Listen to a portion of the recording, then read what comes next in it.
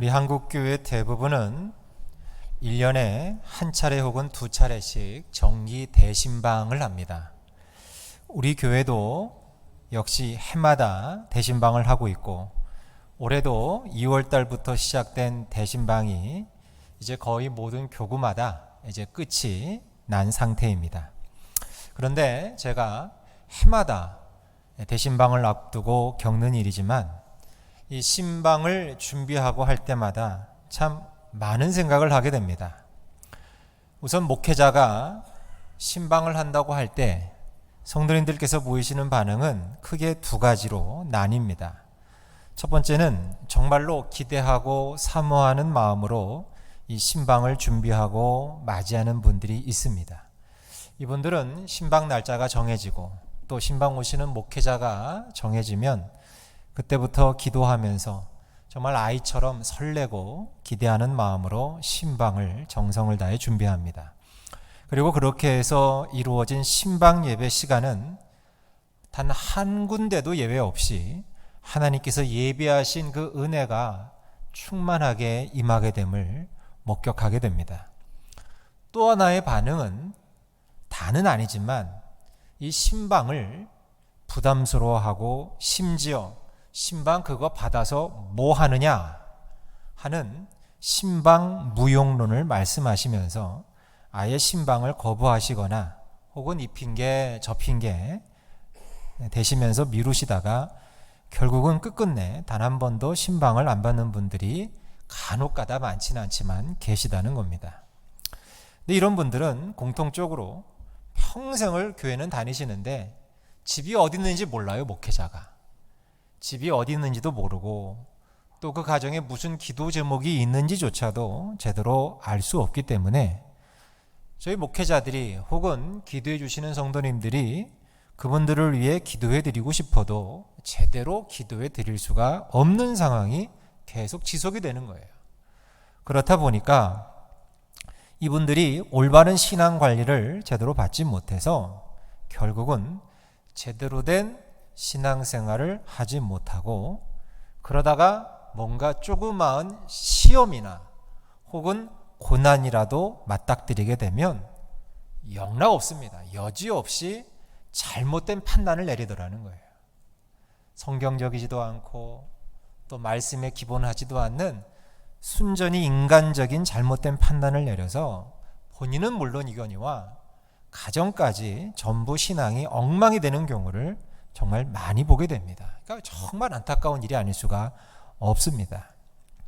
그래서 이 첫 번째 반응, 즉 신방을 잘 받아들이시는 성도님들만 계시다면 굳이 오늘 이런 설교할 필요가 없겠지요. 그렇지만 아직까지도 이 두 번째 생각으로 신방을 대하는 성도님들이 계시기 때문에 오늘은 이 성경에서 말하는 신방이란 무엇이고 또 그 신방이 도대체 왜 이 21세기에 우리 성도들에게도 왜 아직까지 필요한지에 대해서 살펴보면서 앞으로는 이 자리에 계신 여러분 단 한 분도 빠짐없이 모두 신방을 기쁨으로 받아들이시면서 하나님의 크신 은혜와 또 축복을 받아 누리시는 저와 여러분 되시길 주의 이름으로 간절히 축원합니다. 오늘 본문에 보면 하나님께서는 베드로 사도를 이방인인 고넬료의 집으로 보내셨어요. 그리고 베드로의 입을 통해서 생명의 말씀을 전해주시기를 원하셨어요. 자, 보세요. 베드로는 하나님에 의해서 보냄을 받은 사람입니다. 고넬료는 하나님께서 보내신 사람을 맞이하는 사람입니다. 그러니까 이 두 사람의 만남에는 누가 이 중간에 있는 거예요? 이 두 사람의 만남은 누가 주선하신 거예요? 하나님이 주선하신 거예요. 하나님의 주선으로 이 두 사람은 만났습니다. 하나님의 주선으로 인해서 이루어지는 만남, 그리고 말씀과 그 말씀을 통한 위로와 격려, 이게 바로 신방입니다. 이게 신방입니다. 그래서 우리는 오늘 이 본문을 통해서 신방을 하는 자인 베드로, 그 베드로의 자세와 또 신방을 받는 고넬료의 자세를 살펴보면서 신방하는 사람인 저를 비롯한 목회자와 또 신방을 받는 성도인 여러분들의 입장에서 가져야 하는 자세를 한번 생각해 보고자 합니다. 자, 우선 제가 말씀드리고 싶은 것은 이 베드로와 고넬료의 만남, 이건 한마디로 말해서 기적입니다. 왜 기적이냐? 여러분 생각해 보세요. 꼭 죽은 사람이 뻘떡하고 살아나야지만 기적입니까? 눈먼 사람이 눈을 번쩍 떠야지만 기적입니까? 아니요. 그것만이 기적이 아니라 만날 수 없는 사람들의 만남, 만날 이유가 별로 없는데 만날 수 없는 사람들의 만남, 한 번도 본 적도 없고 만난 적도 없고 알지도 못한 사람이 전혀 다른 지역에서 만났어요. 그러니까 만날 수 없는 사람들이 만났어요. 기적이지요. 생각해 보세요. 이 많은 나라 중에서도 한국, 그리고 한국에서도 서울에서도 그 좋다는 강남, 이 큰 도시에서 목회자와 성도로 만났다? 여러분, 이건 하나님께서 주선해 주신 기적인 줄 믿습니다. 이걸 우리가 미처 그동안 깨닫지 못하고 있었던 것 뿐이지요.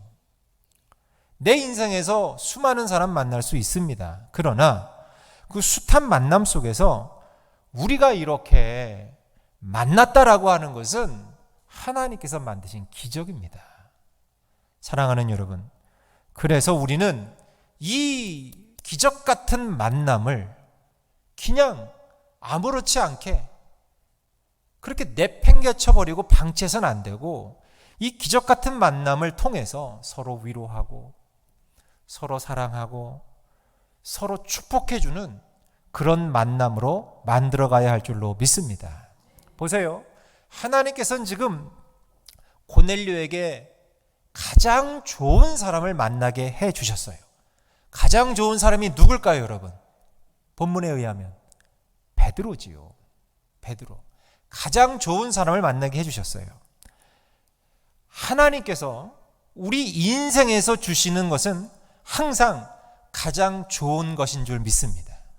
마찬가지로 하나님께서 우리 인생에서 만나게 하신 사람도 가장 좋은 사람인 줄로 믿습니다. 여러분, 그 선하신 하나님을 믿어야만 합니다. 근데 가끔 보면 이런 말씀 하시는 분들이 계시더라고요. 아이고, 목사님, 제가 이 사람 말고 다른 사람 만났으면 제 팔자가 더 좋았을 텐데, 제가 이렇게 살진 않았을 텐데, 더 잘 살았을 텐데, 이 사람 말고 다른 사람 만났으면, 이렇게 말씀하시고 생각하는 분들이 있습니다. 혹시 이 자리에도 계시는지 모르겠습니다. 제가 답부터 드리자면 천만의 말씀 만만의 콩떡입니다. 말도 안 되는 얘기입니다. 살아보지 않고, 그러니까 이 사람 말고 다른 사람인 그 다른 사람하고 살아보지도 않고 어떻게 더 잘 살 수 있다는 그런 생각을 하십니까? 그건 모르는 거예요. 그나마 지금 내가 내 옆에 있는 이 사람 만나서 그나마 성질 들어온 내가 이렇게 이나마 살고 있다. 여러분, 그렇게 생각하셔야 됩니다. 내 옆에 만약에 다른 사람이 있었다면 지금의 나는 존재할 수 없는 겁니다. 내가 지금 만나고 있는 이 사람, 내 옆에 있는 이 사람이 나에게 가장 좋은 사람인 줄 믿으시길 바랍니다. 따라합시다. 내가 만난 사람이 가장 좋은 사람이다. 다시 한번요. 내가 만난 사람이 가장 좋은 사람이다. 믿습니까? 구관이 명관이다라는 말이 있어요. 들어보셨나요? 구관이 명관이다. 이 말에 동의하십니까? 구관이 명관이라는 이야기는 이런 뜻이에요. 같이 있을 때는 몰랐어요. 항상 같이 있을 때는 잘 몰랐어요. 이 사람의 가치를. 근데 이 사람이 떠났네? 이 사람이 떠나보니까 이만한 사람이 없구려라는 뜻입니다. 맞아요. 하나님께서는 그렇게 최고의 사람을 나의 남편으로, 나의 아내로, 나의 동역자로 준비해 주신 거지요. 내가 미처 깨닫지 못해서 그렇고 알아보지 못해서 그런 생각, 그런 말을 하는 거예요. 우리는 이런 실수를 해요. 내 뛰어남을 가지고 상대방의 못하는 모습, 못난 모습을 봐요. 내가 뛰어나고 내가 잘하는 걸 가지고 상대방의 못하는 모습, 못난 부족한 부분을 자꾸 바라봐요. 그러면 어떻게 보입니까? 상대가 변변치 않아 보여요. 작아 보여요. 그런데 사람은 이런 마음으로 상대하는 게 아니에요. 하나님께서 그렇게 사람을 대하라고 하신 적 없어요. 내가 잘하고 내가 뛰어난 부분을 가지고 항상 남을 바라보면 그 사람이 내 승에 찰 리가 없지요. 나의 못하는 부분, 내 부족한 부분을 보면서 상대의 훌륭한 점을 보는 거예요. 그러면 상대가 어떻게 보일까요? 나에게 꼭 필요한 사람이라는 거예요. 에어컨 좀 틀어 드리시죠. 에어컨 좀. 더워서 지금 부채질 하시는데 에어컨 트세요. 꼭 필요한 사람이고 나와 꼭 함께 해야 할 사람이라는 거예요. 그리고 그렇게 좋은 사람이 없는 거예요. 그 사람이 있어야지만 내가 살아갈 수 있는 거예요. 여러분 물어볼게요. 상대방이 문제입니까? 내 아내가 문제입니까? 내 남편이 문제입니까? 내 자식이 문제입니까? 아니면 내 옆에 앉아 계신 이분이 문제입니까?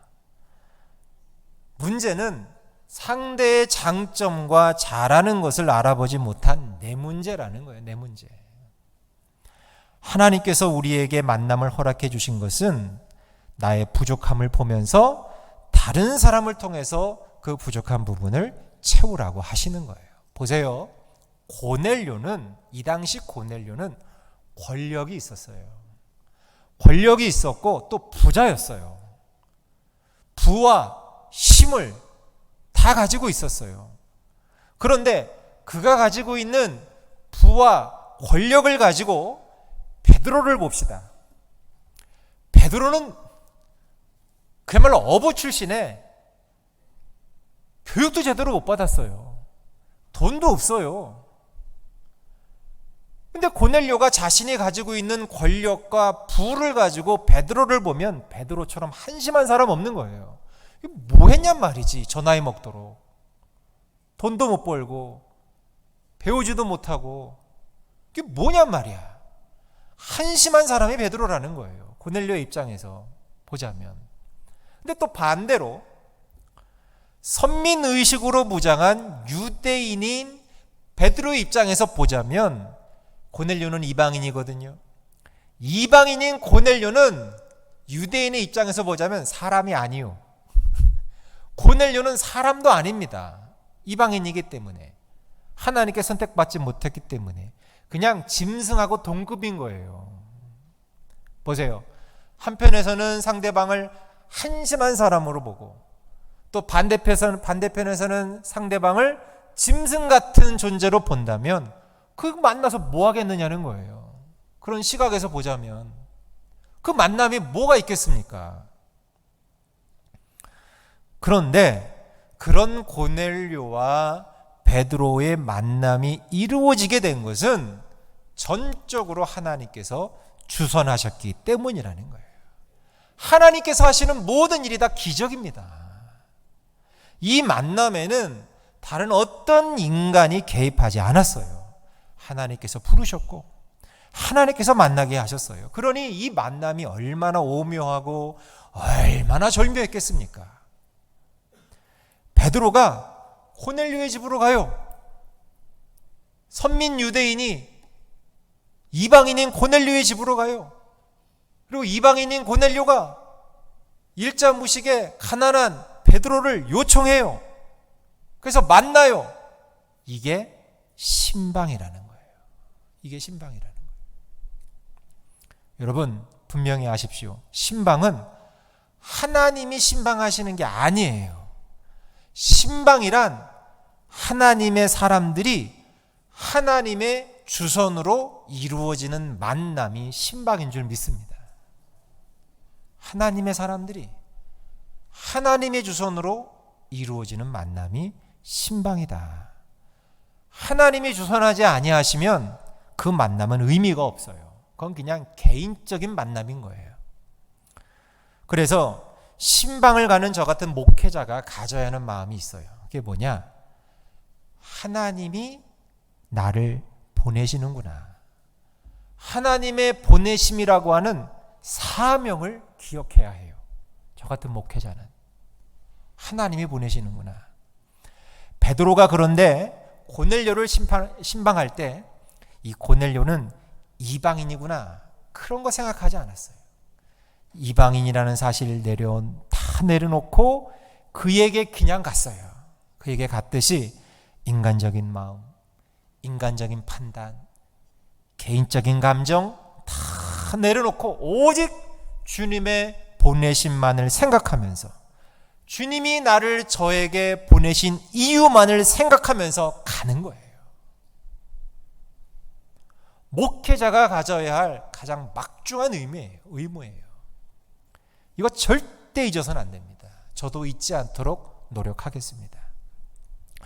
또한 신방을 받는 성도 여러분들이 가져야 하는 자세가 있어요. 그게 뭐냐? 그것은 바로 하나님이 목회자를 여러분들에게 보내셨다는 것을 확신하는 거예요. 하나님이 보내셨다는 것을 확신하는 거예요. 하나님께서 자신을 대신하여 이 목회자를 보내셨다는 확신 없이 신방을 받는다면 그 신방은 정말 의미 없는 신방이 되고 만다는 것입니다. 그저 사사로이 만나서 잡담이나 나누고 정담이나 나누는 그런 만남으로 그치고 만다는 것입니다. 오늘 본문의 베드로와 고넬료의 만남 속에서 가장 중요한 게 있는데 33절 말씀입니다. 우리 33절 말씀을 다 같이 한번 읽어보겠습니다. 시작. 내가 곧 당신에게 사람을 보내었더니 오셨으니 잘하였나이다. 이제 우리는 주께서 당신에게 명하신 모든 것을 듣고자 하여 다 하나님 앞에 있나이다. 아멘. 베드로가 왔을 때에 그를 맞이한 고넬료가 이렇게 말씀하고 있어요. 노랗게 되어 있죠. 이제 우리는 주께서 당신에게 명하신 모든 것을 듣고자 합니다. 이렇게 얘기하고 있어요. 그러니까 이 베드로와 고넬료의 만남은 주님께서 명하신 말씀으로의 만남이었다는 것을 우리가 알 수 있다는 거죠. 그러니까 이런 의미죠. 당신은 어서 우리에게, 하나님께서 우리에게 주실 그 하나님의 말씀을 가르쳐 주시옵소서. 우리가 듣겠습니다. 이런 얘기예요. 그러니까 고넬료는 이 베드로 사도를 통해서 하나님과 주님의 음성을 듣고자 했던 것입니다. 이건 베드로의 입장에서 보면 이런 의미가 있어요. 베드로는 자신의 말이 아니라 하나님의 말을 해야 하는 거예요. 이제 내 말이 아니라, 인간 베드로의 말이 아니라 하나님의 말을 해야 하는 거예요. 하나님이 주선하시고 하나님의 말씀이 매개체가 되어서 사람과 사람이 만나는 것이 신방이고, 그 만남에서 이 모든 다른 요소들은 다 일단은 부차적인 거예요. 제일 중요한 건 말씀이고, 그래서 우리 목회자가 신방을 하면 여러분들이 사랑과 정성으로 차도 대접하고 때로는 식사도 대접합니다. 정말 감사합니다. 얼마나 고마운지 몰라요. 그러나 그 차를 대접하고 때로는 식사를 대접하는 그것이 만약에 정말 필요한 하나님의 말씀을 나누는 것에 그런 것들이 행여나 걸림돌이 되고 거북한 감정이 드신다면 그거 왜 합니까? 안 하셔도 됩니다. 여러분이 진정 목회자를 잘 대접하는 것은 지금 내 앞에, 내 집에, 내 직장에 신방하신 이 목회자를 하나님이 말씀을 위하여 보내신 하나님의 사람으로 인정하고 하나님 말씀 앞에 내가 있는 것, 이게 진정 목회자를 잘 대접하는 거예요. 그러기에 이 신방 속에서는 항상 말씀이 존재합니다. 신방의 진정한 가치는 말씀을 전하는 목회자에게 있는 것도 아니요. 이런 것들은 다 부차적인 거예요. 목회자는 기도하는 가운데에 하나님의 말씀을 준비하고, 여러분들은 그 말씀을 하나님께서 여러분 자신에게 주시는 말씀으로 받아서 실천에 나아갈 때에 비로소 그 신방이 가치 있는 신방이 되는 거예요. 하나님의 말씀이 주인공이기 때문에 지금 고넬료와 이 사람들은 인간 베드로 앞에 있는 것이 아니라 누구 앞에 있다는 거예요? 하나님 앞에 있다는 거예요. 하나님 앞에.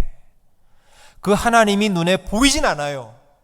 하나님이 눈에 보이지는 않지만 하나님이 주선해 주셨고, 또 오신 분이 하나님의 말씀을 대신 전하는 분이기에 고넬료는 33절 하반절에서 이렇게 고백할 수밖에 없었던 것입니다. 뭐라고요? 다 하나님 앞에 있나이다.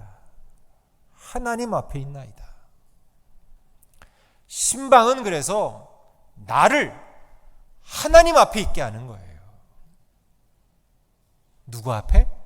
하나님 앞에 있게 하는 것이 신방이에요. 하나님의 말씀 앞에 있게 하는 것. 사랑하는 여러분, 인간에게 뭐 선한 게 있겠습니까? 사람에게 뭐 선한 게 있겠습니까? 다 냄새나죠. 이 사람 저 사람이 나에게 뭐 이런 거 저런 거 아무리 좋은 뭘 준다 한들 거기서 거기 아니겠습니까? 사람이 주는 거 다 거기서 거기 아니겠습니까? 좋아봐야 얼마나 좋을 것이고 나빠봐야 얼마나 나쁘겠습니까? 다 거기서 거기입니다. 그러나 하나님이 주시는 것이라면 다르지 않을까요? 사람이 주는 것은 거기서 거기겠지만 하나님이 주시는 것이라면 이건 얘기가 달라지지 않을까요? 지금 이들이 하나님 앞에서 설레는 마음으로 기다리는 것, 그 마음이 얼마나 지금 진지할까요? 얼마나 지금 기대감에 가득 차 있을까요? 신방이란 이런 나를 하나님 앞에 있게 하는 거예요. 얼마나 좋은 걸 주실까 하나님이. 고넬료가 이런 것들을 기대하며 기다린 거예요. 우리 24절을 다 같이 한번 읽어보시겠습니다. 시작. 이튿날 가이사랴에 들어가니 고넬료가 일가와 가까운 친구들을 모아 기다리더니. 아멘. 야, 고넬료가 혼자만 기다린 게 아니었어요. 베드로 목사님이 신방 온다고 하니까 혼자만 기다린 게 아니라 어떻게 했어요? 그의 친척과, 그것도 모자랐어. 친척만 부른 것도 모자라서 누구도 불렀어요? 경로당 친구들도 다 부르고, 헬스클럽 친구들도 부르고, 사우나 동기들도 부르고, 친구들도 다 부른 거예요. 일가 친척과 가까운 친구들을 불렀다는 거예요. 그리고 기다립니다. 뭘 기다립니까? 하나님의 말씀을 기다리는 거예요. 여러분, 여기에 뭐 우리 집에 온대? 또 청소해야 되겠네. 맞아, 그죠? 또 청소해야 되겠네. 밥은 또 뭘 해야 되나? 반찬은 또 뭘 해야 되나? 이거 그날 월차 내야 되나? 오시는 목회자에 대한 귀찮음이 그런데 고넬료에게는 단 하나도 없었어요. 여기 어디에 목사님 신방 오신다고, 목회자가 온다고, 안 왔으면 좋겠다 하는 귀찮음이 있나요? 어쩔 수 없이 그래도 내가 체면이 있지, 그래도 내가 이게 뭔데 그래도 아이고 그래도 오시라고 어쩔 수 없이 치르는 그런 행사가 아니었다는 거예요. 고넬료는 진정 사모하는 마음으로 기다렸어요. 일가와 친구들까지 다 싹 불러 모아서 다 같이 손잡고 베드로 목사님이 자신의 집에 오기를 학수고대하며 기다렸어요. 기다렸다. 기다리는 마음, 여러분 뭘 의미합니까? 여러분 언제 기다려요? 간절할 때 기다려요. 간절하지 않으면 왜 기다리겠어요? 오든지 말든지 간절하니까 기다리는 거예요. 간절하니까. 또 언제 기다려요? 우리가 사모할 때 기다려요. 연애할 때 내 사랑하는 사람한테 언제 전화가 오려나, 언제 퇴근해서 회사 나오려나. 저도 해봐서 알아요. 사모할 때 기다려요. 사모하지 않으면 기다리지 않아요. 고넬료는 지금 간절함이 있었어요. 사모함이 있었어요. 말씀의 사모함, 말씀에 대한 간절함, 그 기다리는 마음이 바로 고넬료의 마음이었다는 거예요. 여러분 점검해 보세요. 지금 내 마음에 이런 기다림이 있는가? 지금 내 마음에 말씀에 대한 간절함과 사모함이 있는가? 그래서 그러한 기다림이 있는가? 이 기다림이 없는 신방은 만나봐야 냉랭할 수밖에 없어요. 1년에 그렇게 체면치레로 형식적으로 한 번씩 끝내는 연례 행사, 어쩔 수 없이 그냥 치르는 것이라면 그건 신방이라고 할 수도 없는 거예요. 그래서 신방은 제대로 해야 하고 제대로 받아야 하는 거예요. 먼저 하나님의 말씀을 대언하기 위해서 신방자로 삼으신 저를 비롯한 우리 목회자들의 이 부족함을 먼저 말씀드리지 않을 수 없어요. 저희가 아무리 준비한다고 해도 저희도 사람이기 때문에 부족하겠지요. 때로는 열심히 준비해도 준비가 솔직히 잘 되지 않을 때도 있습니다. 그러나 여러분에게는 이렇게 말씀드릴 수 있습니다. 여하튼 최선을 다하겠다고, 제대로 최선을 다하겠다고, 신방을 위한 말씀 준비 최선을 다하고 기도에 최선을 다하겠다고 여러분들에게 그거는 말씀드릴 수 있습니다. 그 다음은 여러분이 도와주셔야 돼요. 오늘 고넬료의 모습을 보면서 여러분도 그런 마음으로 신방을 준비해 주시기를 바랍니다. 몇 주 전에 저희 가정에 장례가 났습니다. 장모님이 돌아가셨어요. 매일같이 성도님들의 장례에 심할 때는 일주일에 5번씩이나 장례가 나서 장례를 치르는, 그래서 예배 드리면서 신방해 주던 입장에서 제가 이제 완전히 바뀌었죠. 뒤바뀌어서 상주가 됐습니다. 제가 상주가 되어서 이제는 거꾸로 여러분들의 신방을 받게 되었습니다. 4일장을 치르면서 둘째 날인데도 벌써 지치더라고요. 제가 그때 허리도 굉장히 안 좋은 상태로 내려갔는데 제 위에 형님들이 다 문상객들 절하는 걸 다 이리저리 빠지면서 저한테만 시키더라고요. 그래서 허리도 안 좋은데 그거 하루 종일 수백 번씩 절하는데 나중에는 제발 절들 하지 마시고 기도만 하시라고 문상객들 오면 마음속으로 그걸 빌고 있더라고요. 저도 모르게. 그런데 여하튼 간에 제가 그렇게 상을 치르면서 심신이 많이 지쳐있던 차에 여러분들이 오셨어요. 근데 여러분들이 오신 게 신방 아니겠습니까? 근데 여러분들의 신방이 정말 거짓말 하나도 안 못하고 얼마나 힘이 되고 격려가 되고 위로가 되던지, 이래서 정말 신방이 필요하구나. 제가 정말 절감을 하게 되었습니다.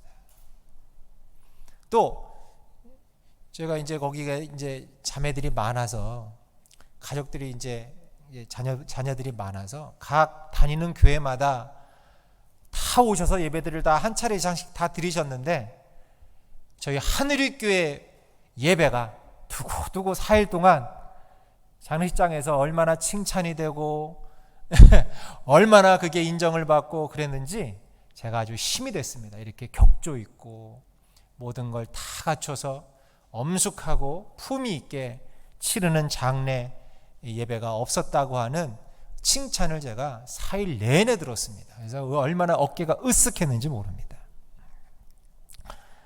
정말 여러분들이 큰 위로가 되고 힘이 되었습니다. 보세요. 사도 바울은 골로새서 4장 11절에서 이런 말씀을 하셨어요. 우리 노란 부분을 한번 다 같이 읽어보겠습니다. 시작. 이런 사람들이 나의 위로가 되었느니라. 아멘. 이런 사람들이 나의 위로가 됐다. 그 앞구절에 여러 사람들의 이름이 실명으로 기록되어 있어요. 위로가 됐다. 이런 사람들이 나의 위로가 됐다. 저는 장례식장을 찾아와 주셔서 같이 예배드려 주시고 또 저희 가족을 위해서 기도해 주신 여러분들이 바로 이런 사람들이었구나 하는 생각을 그때 제가 4일 내내 했습니다. 3일 내내 했습니다. 그리고 저에게 있는 소원 중에 하나도 바로 이런 사람들이 되는 것이다 라는 것을 제가 또 마음속에 다짐했습니다. 저를 아는 누군가가 저에 대해서 얘기하실 때 조 목사는 나의 위로가 되었다, 목사님은 나의 위로가 되었습니다 라고 말해준다면 정말 저는 성공적인 목회를 했다고 생각할 것 같아요. 저는 그래서 저를 만나는 사람들에게 위로자로 기억되고 싶어요. 그런데 저는 이 소원이 여러분들의 소원도 되기를 축복합니다. 여러분들도 위로자가 되시길 축원합니다.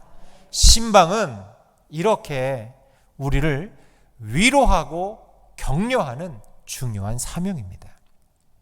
저는 올해도 여지없이, 올해도 작년에도 그랬고 재작년에도 그랬고 모든 신방 때 똑같은 일을 겪지만 저는 올해도 대신방을 하면서 신방을 받은 많은 성도님들이 말씀을 통해 또 목사의 기도를 통해 위로받고 또 풀리지 않던 의문들을 깨우침받고 또 병고침 받은 것을 확신하고 또 그동안 잘못했던 기도의 내용을 송두리째 바꿔가면서 하나님이 기뻐하시는 새로운 기도 제목과 비전을 꿈꾸기를 결단하는 모습을 올해도 여지없이 옆에서 지켜봤습니다.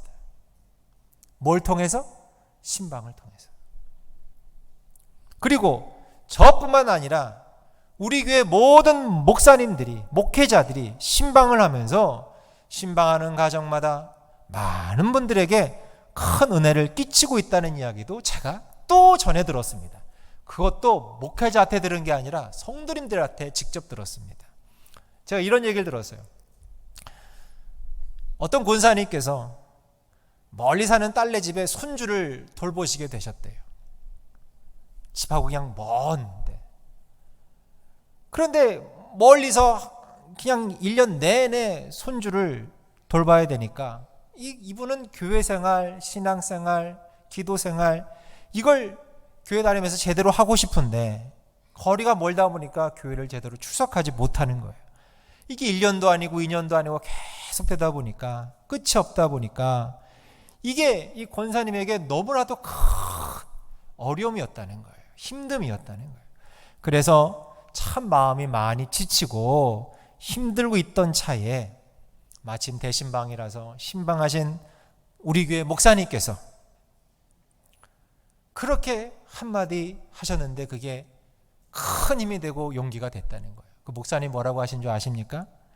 권사님, 지금 권사님이 손주를 장래 대통령을 지금 내가 키우고 있다라고 생각하시면서 키우시라 그랬대요. 장래 내가 지금 이 나라의 대통령을 키우고 있다 라고 생각하시고 잘 키우시라는 이 한마디 말씀에 큰 위로와 힘을 얻고 그 마음이 굉장히 큰 위로를 받았다는 것입니다. 여러분, 신방에는 이런 크고 작은 은혜가 있습니다. 우리를 만난 모든 사람들이 그래서 저와 여러분을 통해서 위로를 받았으면 좋겠어요. 이 세상 모든 사람들은 다 위로가 필요합니다. 이런 사람들이 나의 위로가 되었느니라. 이게 누가 한 말이냐면 믿음의 대장부인 바울이 한 말이에요. 믿음의 대장부인 바울. 믿음의 대장부인 바울조차도 위로가 필요했던 거예요. 하물며 바울도 위로가 필요한데 우리 같은 사람이야 말할 것도 없겠지요. 우리 모두는 위로하는 자인 동시에 위로받는 자예요. 위로하고 위로받으며 사는 게 인생입니다. 사랑하는 여러분, 말씀을 맺겠습니다. 오늘도 우리가 만나는 사람들, 지금 여러분과 함께하고 있는 그 사람 모두가 다 위로가 필요한 사람들입니다. 하나님이 하나님의 사람 된 여러분과 또 저를 만나게 하시고 그 만남을 주선하셔서 말씀 앞에 서게 하신 그 이유, 그건 바로 상한 마음을 싸매라고 하시는 거예요. 하나님이 기뻐하시는 이 신방을 내년에는 여러분 절대로 이 핑계 저 핑계 대지 마시고, 절대로 이런저런 마음 갖지 마시고, 귀찮아도 하지 마시고, 연례 행사처럼 여기지도 마시고, 체면 때문에도 하지 마시고, 기대하는 마음 없이 받지도 마시고, 오늘 고넬료처럼 사모하는 마음으로, 기대하는 마음으로 내가 오늘 말씀 앞에 하나님 앞에 서 있나이다. 이런 고백을 통해 말씀 앞에 서시면서 신방을 받으셔서 그 신방 속에서 임하시는 하나님의 능력과 은혜와 축복을 받아 누리시는 저와 여러분 모두 되시길 주의 이름으로 축원합니다.